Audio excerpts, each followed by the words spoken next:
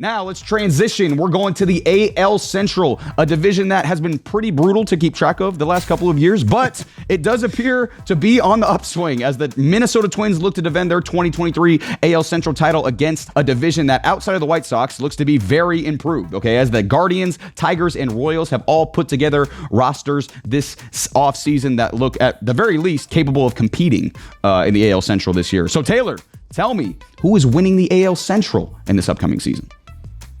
Yeah, you're right. This is actually going to be an interesting race this year. Like, this is still probably the worst division in baseball, I would say. Probably, NL yeah. Central being, I think on a similar tier, but maybe better. But a lot of that is because of the White Sox. And yikes, I'm just going to move on from them. I'm not going to spend any time on them. Yeah.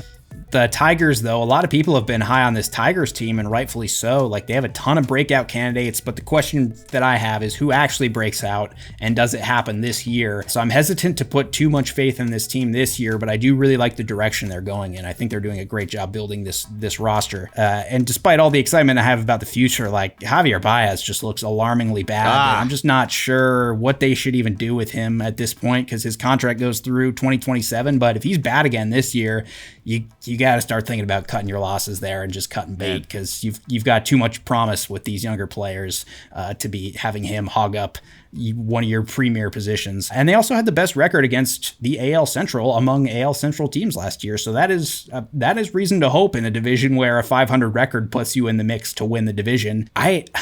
And I'm conflicted with this Guardians team because I really like the roster on paper.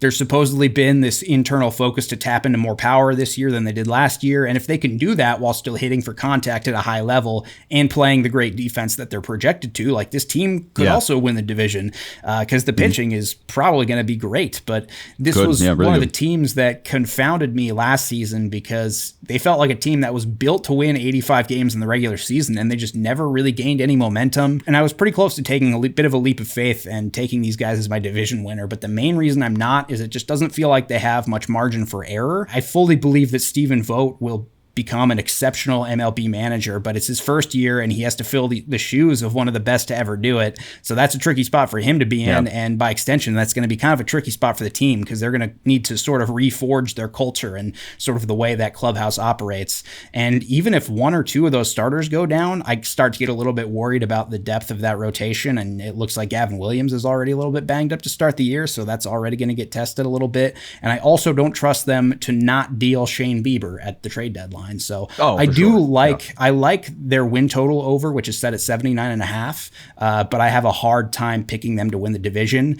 And it's kind of a lame pick, but I'm just going with the Twins for the division winner. Like, you look at this team and you're like, yeah, that's just a solid team. And, while I'm not terribly excited about them, I don't really have any questions about them either. The only one I do have is, can all these guys stay healthy? Pretty much everyone in that lineup is projected at a WRC plus over 100. They've got decent platoon options. The defense is solid all the way around. And even after losing Sonny Gray, this rotation is pretty good with the possibility, I think, to be very good. You've got a clear ace in Pablo Lopez. And even with the Duran injury, the bullpen is still pretty okay, and it should be like very good once he's back. So if they stay healthy, they're the best bet for this division. But as much as I want Byron Buxton to stay healthy, I don't think anyone is going to predict that he's going to stay healthy. And then you've also got Royce Lewis and Carlos Correa, who have had extensive injury histories, and hopefully they can stay healthy. So while I am impressed with the general direction of some of these other teams like the Tigers and the Royals and the Guardians, I just think the Twins are the best bet here. But I do think the Twins are not going to win the division as easily as they did last year. They're not going to win it by 9 games. It's going to be a little bit. It's going to be a little bit tighter this year, but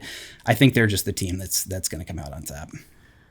Yeah, I mean, they've got the most kind of proven veteran talent that you really trust when it comes down time to win games, and over 162. And, they had a good wild card series last year in the playoffs too. And they were competitive with Houston as well in that, divisional round. So I wouldn't be, I don't think anyone's going to be shocked by the Twins winning the division this year. But I talked about this with the NL Central in the last episode. There's teams in here that I'm not super high on as far as World Series potential this year, but that I do really like their future future of their franchises, their kind of direction of their franchises. The one team that does not fit that is the White Sox. Listen, I don't hate the top 5 of their lineup. It can be solid. Luis Roberts, obviously a stud, but last year they had 5 just objectively bad players who all had negative F-wars. Benintendi, who I expect to be better this season. Tim Anderson, who luckily isn't on the team anymore. He might have been the worst player in baseball last year. And then Grandal, Gavin Sheets, and Oscar Colas were all so bad last year as well, too. Plus, you had Elvis Andrews hogging a ton of at-bats as well, not hitting at all. And again, this is not a team that passes the vibe check, as we've been talking about in previous episodes whatsoever. By the way, Taylor, I should have listened to you on this team last year. This is one of the very, very few things you beat me on last year. You had me on this one, and I will not go down that road again. So,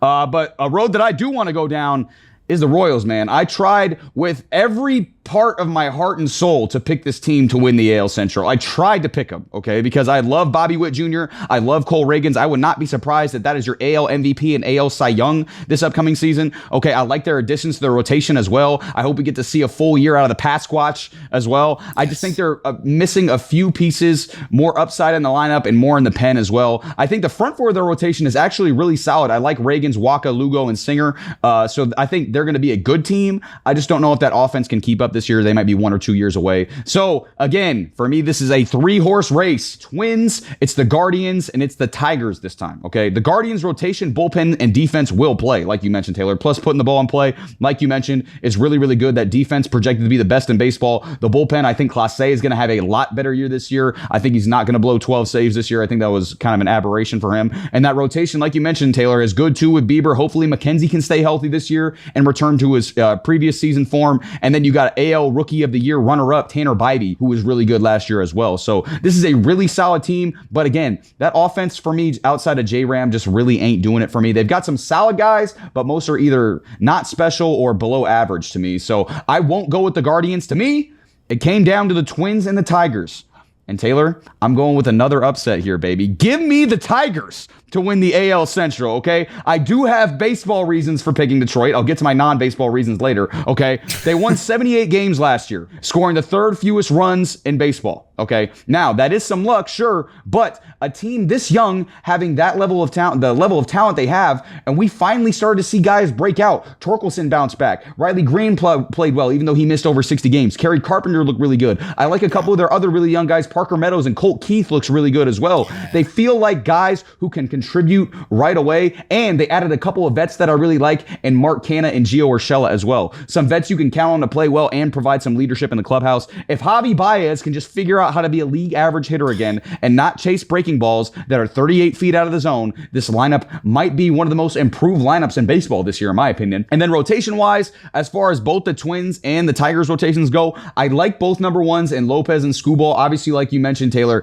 Skubal is less proven, but he's got a really high upside. Lopez is just steady. You kind of know what you're going to get. They're both awesome. And then as far as the 2 and 3 for the Twins, I like Joe Ryan and Bailey Ober for Minnesota as well. They've both been very, very solid. But losing Sonny Gray is going to hurt a lot. Losing Maeda, I think, too, is going to hurt. And then the Tigers get Maeda and they get Flaherty, who, again, they both weren't great last year, but their expected numbers were better than their actual numbers were. And then you've got Casey Mize, who was the number 1 overall pick and has shown flashes as their number 4. And then Reese Olson as the 5, who was pretty good last year in 103 innings as a rookie. So, damn it, I am going with Detroit, not only because I like and want to root for the team, but because in the NFL season, I was riding with the young Detroit Lions all year, and they never let me down. Now, the vibes are high in Detroit, even though the Pistons are bringing them down a little bit. But give me the Tigers, Taylor, as the 2024 NL Central champs. And by the way, I'm obviously going to take the Tigers over 80.5 as well. So that'll be my over-under.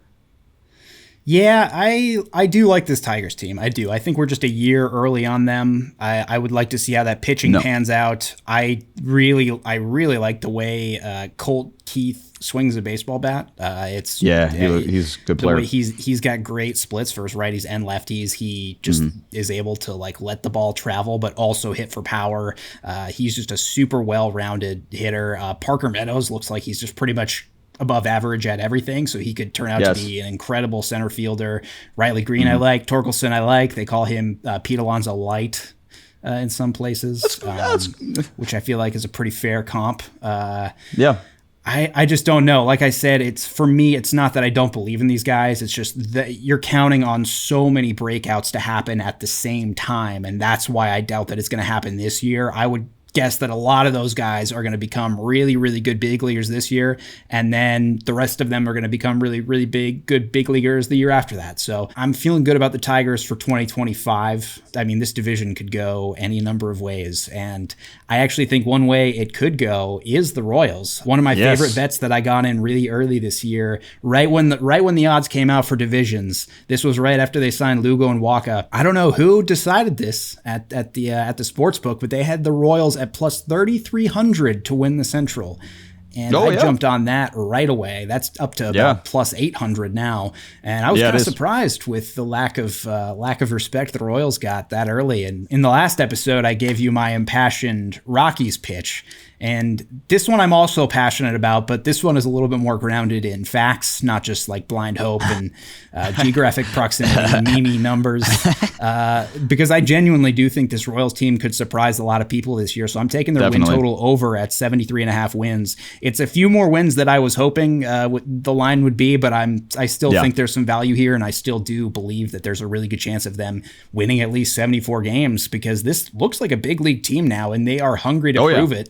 The word out of spring training is that they really think they can make a run at the AL Central. And one of the arguments that people are having about that win total and why it's too high is that they only won 56 games last year, which is fair. Like it's hard to believe that they're going to win 18 more games than they did last year. But by Pythagorean win-loss last year, they should have won 8 more games. So if you take that into account, you're only looking at a 10-win increase. And I think that's a lot more reasonable. And then you look at their losses. They had 106 losses, and they lost the lead in 50 of those. So I think that's a stat that is going to positively regress a little bit. And this was also a tale of two halves for this team. They were atrocious in the first half of the season. They had a 286 win-loss record. And then in the second half, it went up to 423, which included finishing their last 27 games with a 15-12 record. And I don't think it's a coincidence that Cole Reagan's first start was the first game, or I think it was the second game because it was a doubleheader, but it was the second game of the second half of the season. And their 3 qualified starters in the first half were Jordan Lyles, Zach Greinke, and Brady Singer, who had ERAs of 6.42, 5.44, and 5.80 in the first half. Yeah, obviously, like Cole Reagans can't pitch every day, obviously, but when you add a legit starter and Reagans to the top of that rotation, it takes pressure off of everybody underneath them. That includes the bullpen, because if you have a ton of bad starters, you can't pull all of them in the 4th inning to go to the bullpen because that's just too much to put on your bullpen. So then you're either left with taxing your bullpen to your own detriment in the near future, or you have to leave in a guy like Brady Singer or Jordan Lyles too long and possibly just lose any chance of winning any given game. And then you also lose the advantage to use your bullpen strategically, so you end up pulling guys and putting guys in bad spots because you don't have any other options. So having a full season of Reagans in 2024 and adding Michael Wacha and Seth Lugo to the rotation does so much, because on the surface, these are two very like unsexy signings, but they add so much more certainty to the rotation, and they pair really well with the upside of Reagans, which is winning the Cy Young. So Lugo and Wacha will keep them in games longer and allow the Royals to use that bullpen strategically. And I think we're going to see some better results out of the bullpen this year as a result of that. And they also made significant changes to Brady Singer's pitch mix. They're adding four seam and a sweeper to his mix. And I'm hoping that that's going to help him find some middle ground between his really good 2022 numbers and his really bad 2023 ones. And then because Reagans is in rotation and because they signed Wacha and Lugo, now you can take Jordan Lyles out of the rotation because he was not good. And even though his expected ERA was like a full run better, when your actual ERA is like 6.5, like a full run better isn't that good still. So, and then on the offensive side, they add Hunter Renfroe, Adam Frazier. They have young breakout candidates, like you mentioned, Pasquatch, Mikel Garcia is another one. And maybe the most important ad for them was getting the World Series magnet, Will Smith,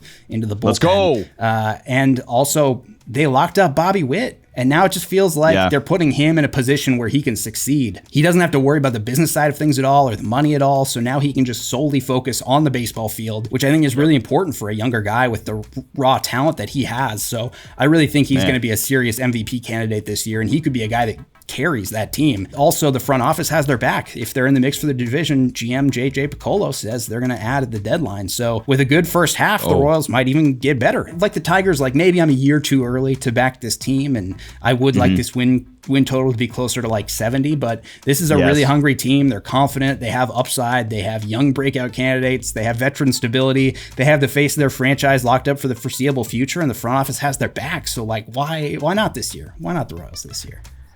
Taylor, I wasn't with you on the Rockies and the 420-69 and all that. I wasn't with you, but this one, Taylor, I am with you. I am 100% rooting for the Royals. Like I said, I was trying to find any way I possibly could to say this team was going to win the division. I just couldn't quite get there. I'm also taking the over for Kansas City. I don't care. I'm taking both, okay? I'm taking the Tigers and the Royals over. Let's go AL Central. We're back in on you. We're not hating on you anymore. You guys.